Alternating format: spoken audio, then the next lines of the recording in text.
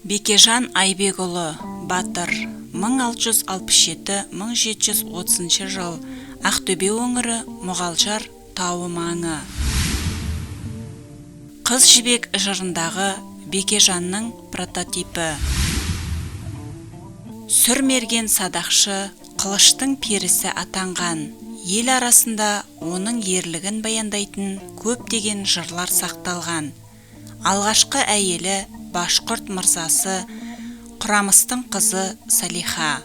Одан туған Қайрақ Бекежанұлы, Байрақ Бекежанұлы, Тайлақ Бекежанұлы деген 3 ұлы да танымал батырлар. Тайпақ Аңырақай шайқасында кіші жүз жасаған бастаса, Байрақ пен Қайрақ мыңбасы болған. Бекежан батырдың дүниеден озуы жайында 2 түрлі дерек бар.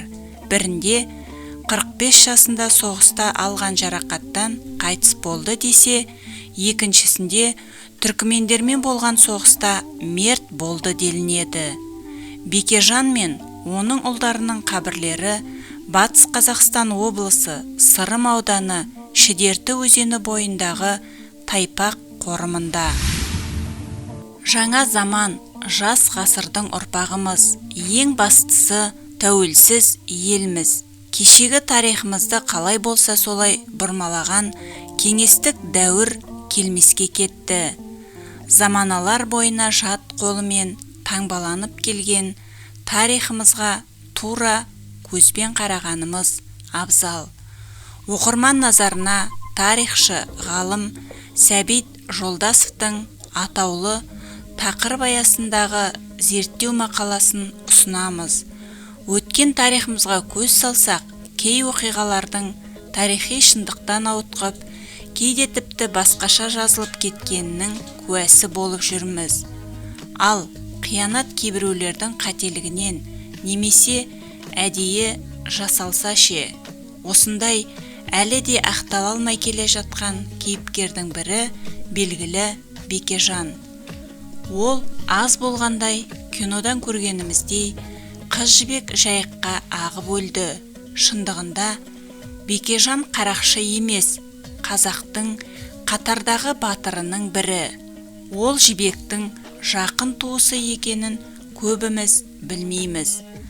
Ал қыз жібек Төлегеннің інісі Сансызбайға тұрмысқа шыққанын, бүгінде одан да жақын туысы Бекежаннан да бір қауым ұрпақтар бар екенін, Төлегенді Қособада жасырынып жатып, атып өлтірген Бекежан емес, Кескентерек деген қарақшы өткенін білеміз бе? Қараңызшы, тарихи шындық қалай бұрмаланған. Сонау батыста тұратын шектінің бір руынан тараған Бекежан батырдың бүгінгі ұрпақтары әлі күнге дейін атасының қарақшы емес, батыр екенін қалың елге дәлелдей алмай келеді. Қандай аянышты десеңізші. Сонымен әлқисса, әңгімені басынан бастайтын болсақ, 17-18 ғасырларда қазақтың мемлекеттігін, тәуелсіздігін нығайтуға көптеген қайраткерлер өздерінің үлесін қосты. Сол заманда еліміздің шығысындағы жоңғарларға қарсы елінің тәуелсіздігі үшін күрескен қаншама есіл ерлердің есімдері халқымыздың арасына кеңінен таралды. Шынында да еліміздің шығысында жоңғарға, еділ жақтан қалмаққа қарсы күресіп, елін, жерін қорғаған батырлардың беделі шырқау биікке көтерілді. Солардың небір тамаша ерліктерін асқақтатқан аңыздардың негізінде ел арасында дастандар, толғаулар туды. Олардың біразында оңтүстік өңірдің жер сулары аталады. Еліміздің тарихында 1723 жылдың көктемінде Ақтабан шұбырынды Алқакөл сұлама деп аталып кеткен оқиғаның қарсаңы мен одан кейінгі кездегі қазақ-қалмақ немесе қазақ-жоңғар қатынасының шиеленіскен кезінен қалған аңыздар Қаратау өңірінде де кеңінен сақталған. Соның бірі Қыз жібек дастанына байланысты.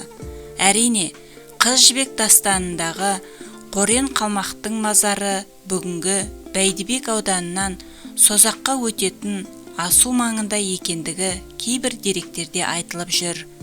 Ал Төлегенді Бекежан өлтірмеген. Ол пайғамбар жасына келіп 1731 жылы қалмақтың жебесінен жараланып, кейін соның зардабынан қайтыс болған.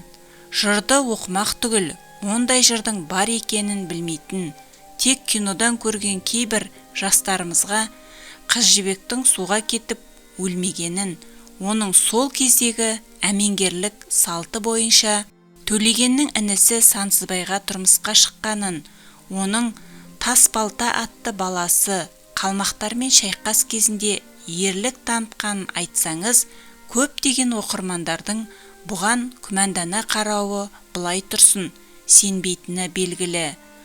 Бұл ұрпақтың санасына лира эпостық Қыз жібек жыры нұсқасына сүйеніп түсірілген. Бәріміздің сүйіп көретін Қыз жібек фильмінің әсері арқылы қалыптасқаны белгілі. Шешенді сақау деп, көсемді мақау деп, батырды сатқын деп, ақылдыны топас етіп көрсеткеннен ауыр нәрсе бар ма?